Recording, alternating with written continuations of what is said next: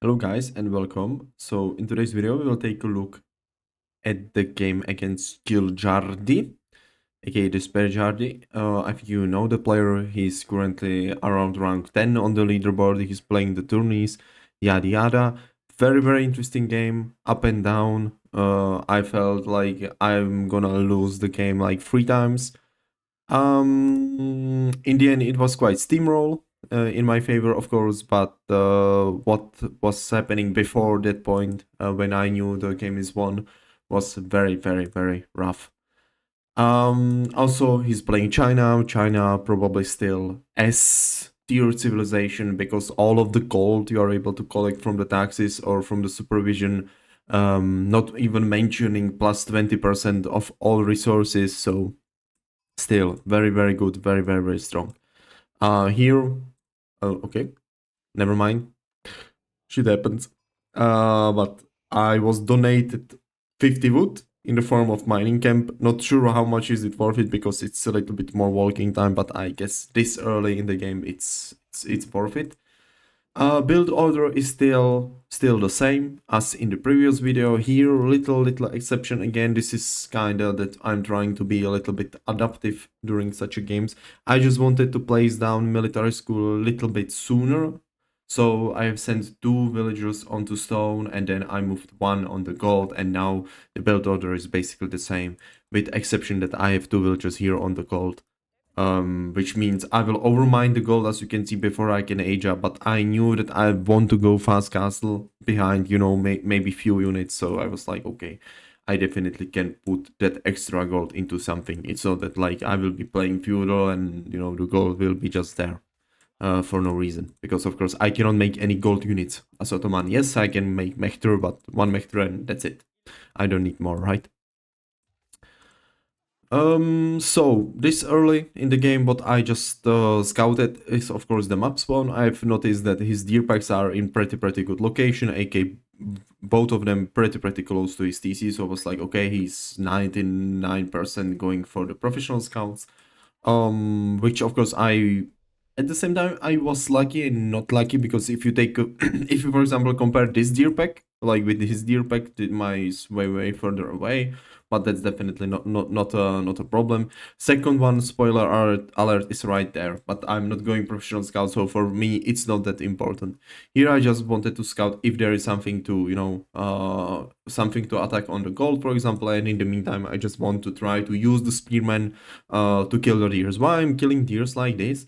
Reason is pretty simple, because then he's not able to shift click them in the fog of war. He needs to go there, scout the location, and then individually click on every single carcass. You might think, okay, for such a good players, it's not that much of a difference, but you never know what's happening in the meantime. In the meantime, he might be with the scout close to my base, I could kill him with the spears, jebait him under the TC, or, I would be able to kill some unit because of it. So you never know.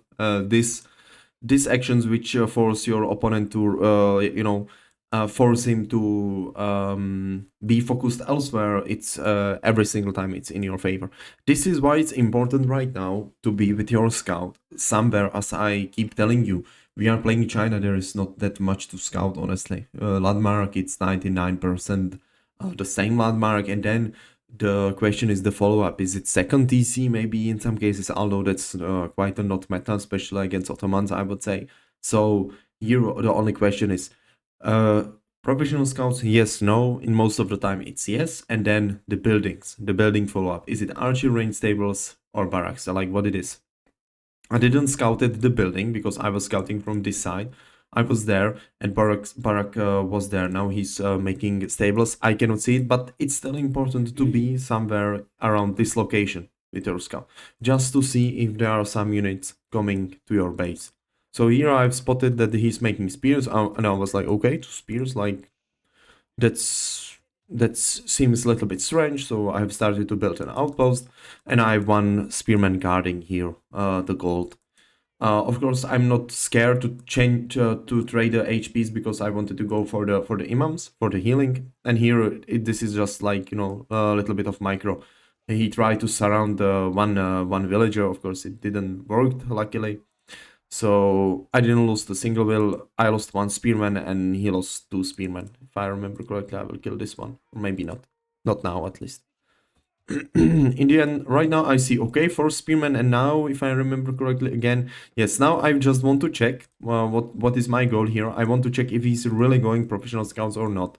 And what I did behind this, I made one archer range. I originally planned to go with double stables and just make two sipai from it, as I usually do. But then I changed the plan because I've seen how many spears he had. And in this scenario, even if you make one archer, he's cooked. Because the archer 10 damage with each arrow, so he's super, super hard countering this mass of spearmen. So I decided to make one archer, one sipahi, and here, again, the key here is trying to get the value from the units you make as soon as possible. Yes, I could be waiting here with the sipahi to wait if he's gonna start producing archers or not, but that wouldn't be so good. So I just go there and I try to see, is he going professional scouts or what is he doing? And here, of course, I have spotted the scouts. So very, very soon I will go from here. I will go here. Now I'm just trying to check the goal. Okay, he's not on the goal. Why? Because Dark Age enclosures, balanced civilization, right? He doesn't need to be on the gold. Spoiler alert. This game took 30 minutes. For most of the time, he had only one or two relics inside of a monastery, and he didn't even mind his first gold. That's just how balanced China is. You know, China is basically English on steroids. English on steroids without White Tower, but possibly with Barbarican.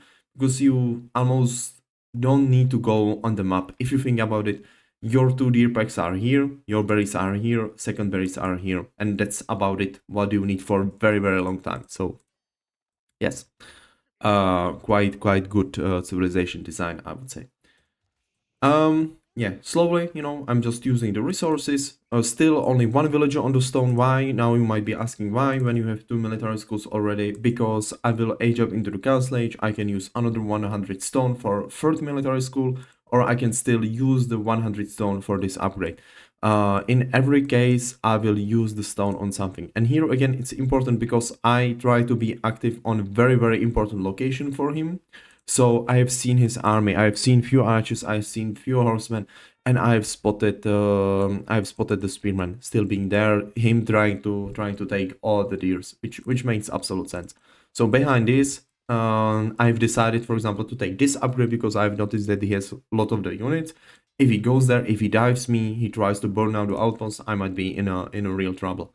Here, finally, I'm aging up with 10 villagers, and here I have spotted him trying to go there and trying to torch the outpost. Of course, he will not go for it because he realized the outpost is upgraded and he would just lose so many units trying to do so.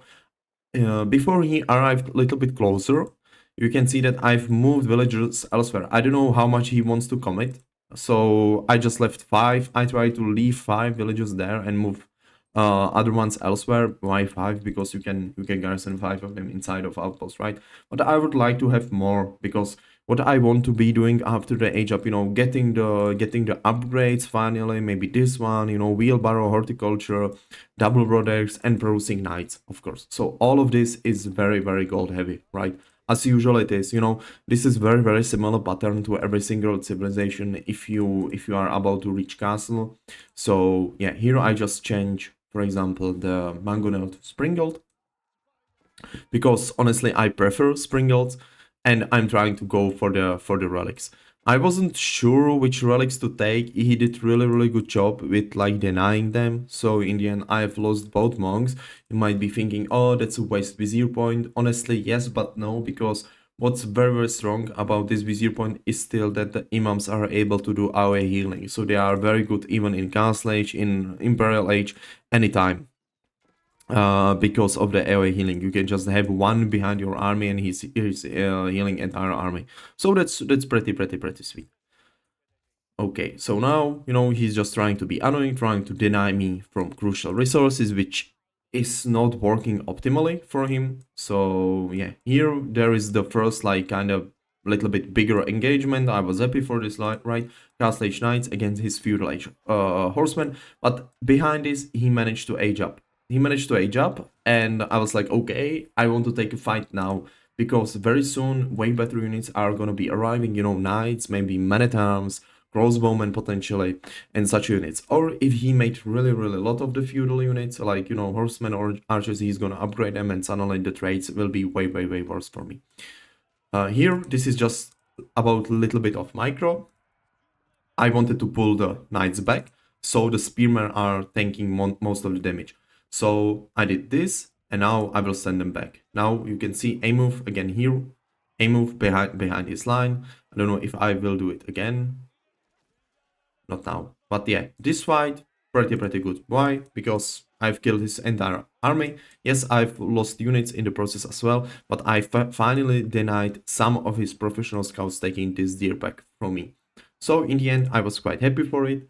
Also, for the first time in the game, I have some sort of map control, so I can finally start grabbing the relics. And maybe this was a mistake from me.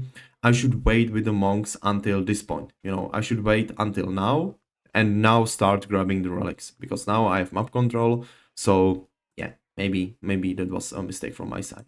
Here I've decided, okay, let's pull these guys very soon, I think. From what do I remember? I've played this game yesterday, so I don't remember really like step by step. But I know I remember I wanted to get a good value from the knights by pulling them back and rehealing them again, because as I told previously, the AoE healing is pretty sweet. But you know, the idea was there, but usually there is idea, but you fuck up with doing so. So I think I still lost like 2 knights. It could be 4 knights fully rehealed, but in the end it was only 2. But still quite okay. What's important, very important at this stage of the game? Army composition, of course. Maybe if you have a chance, trying to get the value from the mobile units. Again, trying to be annoying with the knights, making a scout, maybe even making a mector, and trying to do some raiding, right? But here is the thing, this is the most difficult part of the game for me to survive, and you can see I'm like barely surviving. There is my food income and fights are taking place here. At the same time, I'm not fighting only for the food source, but I'm fighting for the relics, for the, like, you know, potentially picking relics, like map control. Sadly for me, I didn't spot this because there is not like the mark of the deers. I know I will realize this a little bit later in the game, so I thought that this and potentially this is very important for me. Not this, because, you know, there is one deer and there is a lot of the carcasses during the way, and so pretty useless for now. The question here is also not only that this is very difficult point in the game for me, because his professional scouts are printing, his food income was crazy all the way up till this point. But also it goes hand by hand with how China works. If you take a look here, his vision is very good because of this landmark. So honestly, it's almost impossible to do some surprise raid. There is outpost on top of it, so here perfect vision. Here on the other side perfect vision. And until this point, most of his economy was located in this square. So basically unraidable, even if I wanted to. So right now I use the units to do some trades here on the middle. Now I've decided to start doing some range units. Of course, which range units? I've seen him making knights of his own. So I was like, okay, let's go for the Janissaries. Why not? Janissaries are good in dealing against, for example, spearmen as well. So yeah, why not? Here we are just, you know, again trading. But what's pretty sweet is the value from this monk. You can see he's healing entire army. Of course, the healing isn't something crazy like with the Ayurved healers, for example, but it's still something, right? So still pretty sweet. The relic wise, it's still like 0-0. Nobody took a single relic because all of the resources are being invested into the units. Here, sadly, I've lost the monk. Rip to the monk, and here I've gained another vizier point. Maybe here, from what do I remember, I have 3 military schools. I think, yeah, I'm lacking the 4th one, and I think I will take this vizier point. Maybe if the situation was a little bit worse, I would be able to take this, which would mean I would get 8 Janissaries. Of course, optimally you want to get 10 Janissaries if you have the 4th military school, and that would really help me, you know. Also, what's important at this point, I've spotted him spamming a lot of the crossbowmen. What is very good answer is just, you know, simply putting the military schools, because they were on spearmen for a very long time, putting them onto Sipahi, right? Because Sipahi can take way more damage is way more resource efficient than spamming the knights, because they are not tanking the bonus damage from the crossbowman. So here, still taking the fight. Sipai is, of course, sadly for me, it's still only the feudal age Sipai. It's not the cast age Sipai yet, because you can see I'm spending gold on, just on the janissaries or on everything different. And this is, I think, also what's really playing into his cards, because not only he's getting plus 20% of the gold, but of course the taxes. And the taxes, it's just like his gold income is way better than mine. So yeah, but you can see the fights are still taking place at the same spot. Behind this, I'm trying to take the relics. I have 2 relics already, and I think we will end on 2 relics versus 3 relics, which is like, not great, not terrible. Especially, you usually don't want allow China to take 3 relics, because that's literally like you tell them to go into Yuan Dynasty, make pagodas, and take get as much value from the relics as possible, right? Relics from pagodas basically even better than from the Rignitz Cathedral. Here, after seeing this, I was like, okay, I'm cooked. But then I've realized, okay, I have food source here, so finally, let's go there. Um, you can see I'm investing everything into military, into trying to survive. I didn't got a single economic upgrade yet, and here I've spotted his army, and this is very big mistake from him. I think very common mistake. The most common, like, this sort of mistake is when people are kind of new to the game, or it's happening even to the experienced player. You can see this doing 2000 elo players, and most common example is English. They play English, they have longbowmen, they have spearmen, and they go somewhere behind opponent base. Opponent sees how many units they have. They can make very quick calculation. Can I take the fight? Can I or should I stay back? Right here, I've decided, yes, if this is his entire army, I can definitely take a fight here, and I can wipe this out. And he cannot really reinforce it, because it's across the entire map and it's literally behind my base, right? Finally, for the military school behind this, by the way, and yeah, there is the fight happening.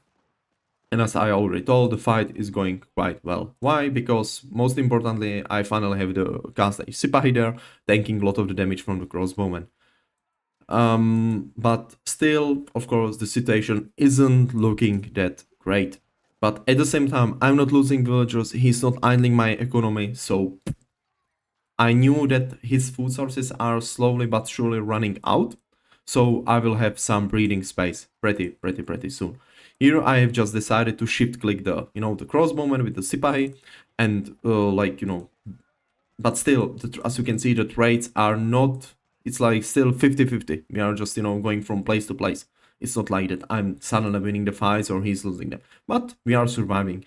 And we are surviving, and that's basically in such a difficult matchups, not only matchups but difficult games in general, because Kiljardi, very decent opponent, right? That's sometimes the scenario with the Ottomans. What's good behind this is, of course, the 2 relics and the fact that I've managed to place down 4 military schools. That's really helping me right now. At the same time, what's also very good is the fact that my economy is not idled. It's still running, right? Of course, here, for example, it's not optimal, but I will move elsewhere from what do I remember. Not sure if I will move here. Yeah, I think I will move there with the wells, and I'm still lacking the economic upgrade. I have this upgrade, but for example, I don't have heal barrel. Honestly, that might be considered to be a mistake as well, because it's 18 minutes into the game, so that's quite some time already. Big mistake here. I think I have decided to not make the outpost because of how the wood lines are generated here, but I definitely should either make a wall here, and here. That would be the best option. Or maybe like make an outpost there. I didn't make it, and in the future it will complicate the game a lot. And maybe the same situation here, but guess what? I've decided to not make outposts here. Usually I'd make outposts like there, because there is the wood line again. So I should either again make a wall like here between the trees, to make sure my flanks are covered by the palisade walls, or just make an outpost there so I have a vision. Again, trying to get a value from the monk, rehealing the entire army, so that's pretty sweet. And finally, I'm starting to float some gold, so I'm getting the upgrades. It's not like I'm floating 1000 gold, but I'm just trying to invest it into the upgrades as soon as possible. Because now, for example, I'm lacking the wood for the most important upgrades. And again, it's important the moment you have some sort of you know that you are not fighting for your survival to try to gain a value from the units. For example, here if this wasn't 2000 Kiljardi, but it was a little bit worse player, let's say, or with least experience, he would blame me of map hacking. Why? Because I took a look into the fog of war and I've spotted that the boar is dead. So I was like, okay, boar is dead. Very, very likely he already run out of the professional scouts and potentially from different from another very close food sources, so he's there. Okay, so let's go there with my mobile units. Let's try to do some raiding. But as you can see here, it's gonna be quite funny. The timing is gonna be really funny because I'm going there even with the scout, but I don't see his army, which went just a little bit sooner into this direction, as you can see. Right, he's there with his units. He's like a little cheeky snake going like around the edge, which is correct, right? You don't want to go through the middle so you are not spotted.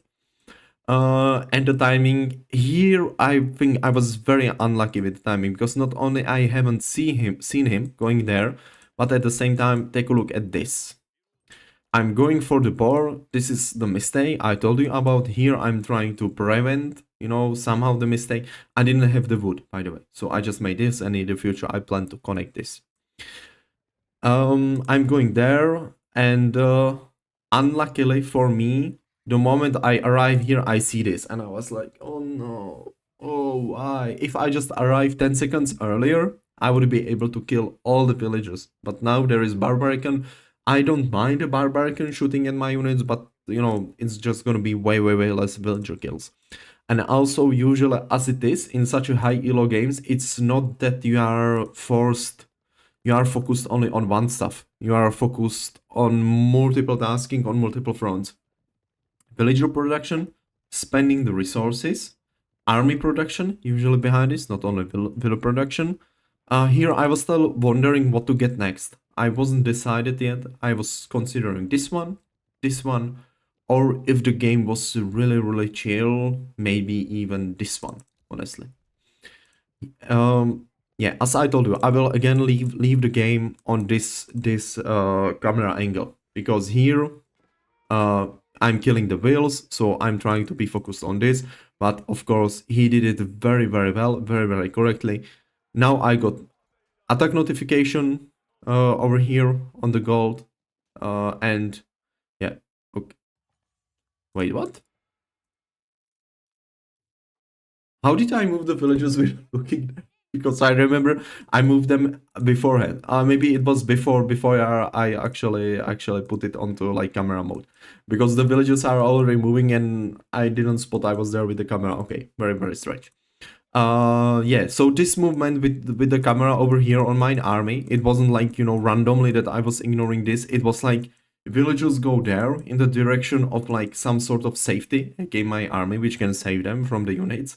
And units are going the different way, right? Villagers are going left, army is going right to save them. And he did very well. He moved his army onto top of the villagers first, and then he pressed the A move. So all of these villagers are dead. It doesn't matter what's happening. And of course, most of them are, because of the pathfinding, they are doing crazy stuff as well. Of course, the wood lines definitely aren't helping there. Not only I wasn't able to see him, in advance, being there with the units, but they are also helping with, like, blocking the path. So it's like 5 nails into the coffin because of stupid wood lines. Here, luckily to me, he managed to kill a lot of the whales. I managed to kill a lot of the whales. In the end graph, the villager amount we managed to kill on both sides was equal. It was absolutely equal. Let's say I managed to kill 15 villagers and he managed to kill 15 villagers as well. Here, of course, what you want to do after this, after cleaning out all the whales around the barbarian, you want to destroy this and kill the 5 villagers garrisoned here. And as I told previously, that the timing just wasn't there for me. Slightly before I will manage to wall this, I will put it onto camera again. Slightly before I will manage to wall this, of course he goes there with a different army. We can see it arriving already, and he will start killing villagers even there. Where is the fight taking place? This fight is a little bit questionable because it's mostly Janissaries against archers, so it's a little bit questionable. And yes, here are his units arriving. Here I'm just focused there. No, I wanted to shift click the villagers to go back.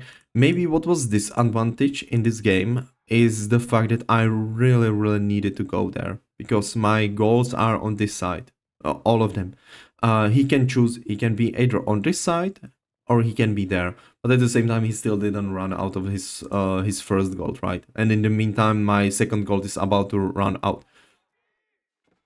Yeah, okay, and now I was like, oh shit, I need to move these guys as well. And here again, I'm doing the same thing as on this side. And again, I'm sending some units to help the wills. But I've managed to kill a lot of the villages here as well. If we take a look, 49 and 52. If you consider 3 imperial officials, we have the same amount of villagers. But right now, because he still doesn't have farm transition, and I have 4 military schools right now, economically wise, I should have upper hand. The question is if it's really like upper hand or not, because he's still China, right? Plus 20%, so much gold and such a stuff, right? This is why he lost the game. By the way, you can see even 2,200 elo players are doing this.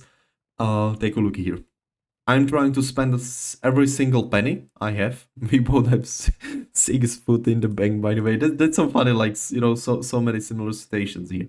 But what he did really wrong is this. He should start doing farm transition way before this, even going into the stage. He still had some food sources, there is still the boar, and maybe that's it, honestly.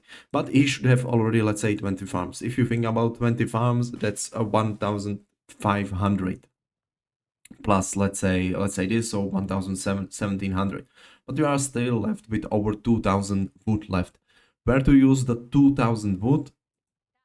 Bang bang. Or if you want to go yuan, you can get the, very good value from the yuan in both ways. Not only you get access to pagodas, but also to better siege.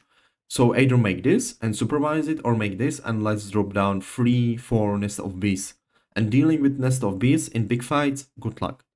Good luck, have fun. Close to impossible, honestly. If your opponent plays it smart, he plays his army smart about some obstacles, you cannot get on top of nest of bees, you have some range units standing around them, really good luck.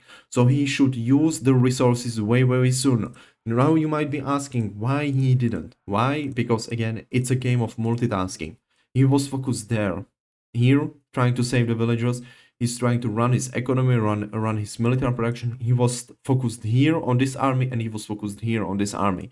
All in the span of 30 seconds. I know that for you in the video it looks like this. All of these events, it took a lot of the time, but in reality it really didn't.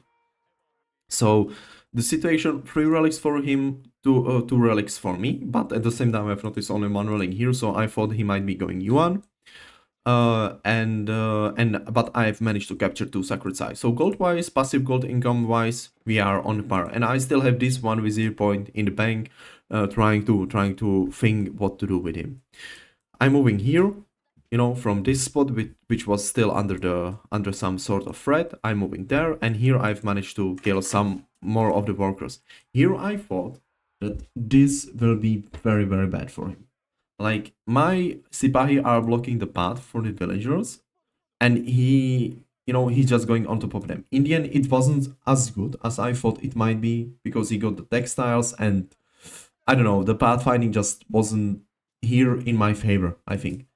And at the top of it, I press the fortitude, so they should be killing way faster. 50 villagers versus 51. So right now I have upper hand with the villagers, because still you should have considered the three imperial officials. So let's put it into the normal speed right now. Of course, I want to have a vision here on the middle, and here I've spotted this, and I was like, "What the fuck?" But probably as right now it was like multitasking on the left and right, he misclicked or something. He thought he dropped the relics on the ground or something, and then he wanted to just move there and capture the sacred site. So here he basically donate me two relics for free. So I was like, okay, this really boost my, late game, yeah, like possible income. And here I finally decided to spend the Vizier point, and I've decided to spend the Vizier point on the Janissary company. So now I have 21 Janissaries, I have 6 Springloads, and 12 Sipahi. Quite a decent army. What's missing there? Mehter. I don't know. I know that later on in the game I will realize it's not there, but not now. It looks like all the time try to have a Mehter if you are playing Ottomans, especially if it comes down to big army clashes like this, of course. So here I'm finally moving. I wanted to move one monk with my army if I remember. Maybe I forgot. Or like honestly most of them are full HP, so why not? And here I've decided, okay, let's try to go for him, let's try to kill him because he lost a lot of the units here and there, and but here he's coming back again. And at the same time, so I've decided, okay, let's go in. Luckily, because never do the same mistake 2 times, especially in the same game. So I've decided to make outposts here, although it's still quite shitty because it's blocking the view still here. But he came from this direction, so I know I can be running this way. Honestly like this game. Like with these random events, I was honestly so unlucky because I wanted to place down 2 outposts. I told the workers to place down 2 outposts here, I remember it, and then make a mining camp and start mining. But because there is the carcass, they went here, realized they cannot build anything on top of here, so they made only one, and then they started to mine the gold. So I knew I don't have a garrison space for all of them. I knew that he has a lot of the units, although only 8 of them can be burning down the outpost. So I've decided to run because I saw him. This is why it's very important to pay attention to the minimap. Very, very important. And you can see I've decided to run here, make a lumber camp here, and just randomly be getting a wood there. Maybe what's mistake on my part, it's not like very, very big mistake, because again, there is happening so much stuff, was the wood float. I just wanted to say. But thankfully I've decided to make some farms finally because I need to sooner or later, more like sooner, because I've only very limited amount of food left. Keep in mind you cannot go onto the board as Ottomans. There's also this advantage, so food wise this matchup no bueno. But at the same time I see his army here, I spotted him here, so I'm running with the whales, and now I was like, okay, let's go for all in. Let's mine the stone. Let's keep drop him or something. Let's try to avoid the possibility of him killing my economy here at the back. I know it's not a lot of the units, but at the same time, with almost all of my units, I'm here, and I don't want to be going back. He's doing a smart thing. He's targeting the spring gods here with the TC, or at least he was previously. Yeah, he's just annoying, and I'm forced to move almost my entire economy elsewhere. He's just targeting the Springles here with the TC fire, so my Springles rest in peace there. But still, these fights, if I had the Springles, all Springles there, it would be way better, but still I have the Sipahi, so it's still quite decent there. Here, Wheels are coming, and was like, okay, what to do with the guys? I wanted to drop down the keep there. I thought that I will have the stone before they arrive, but I don't yet.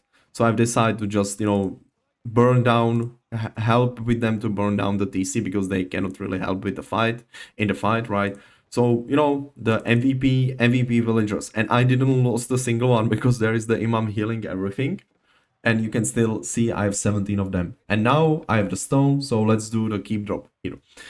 He lost 15 villagers there, by the way. So it's 61 versus 48. So right now, the economy is really in my favor. I'm moving even more villages there.